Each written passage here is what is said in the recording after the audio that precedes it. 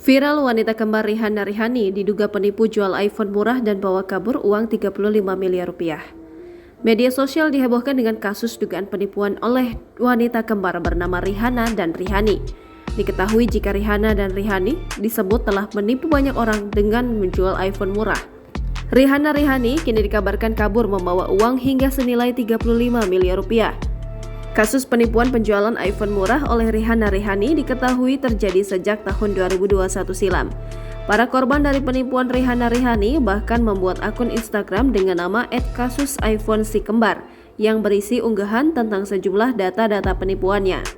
Hal tersebut sengaja dilakukan lantaran kini Rihanna Rihani menghilang setelah membuat para korban mengalami kerugian hingga menyentuh nominal 35 miliar rupiah. Tak hanya itu saja, akun tersebut dibuat juga karena para korban geram atas kedua wanita kembar itu yang menonaktifkan akun Instagram mereka. Akun tersebut pun juga mengungkap identitas dari wanita kembar Rihanna dan Rihani.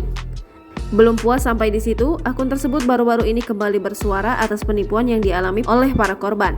Dari informasi yang dihimpun, wanita kembar ini ternyata pernah tinggal di perumahan elit Greenwood Townhouse 2 yang beralamat di Jalan Kompas nomor 9 Ciputat, Tangerang Selatan.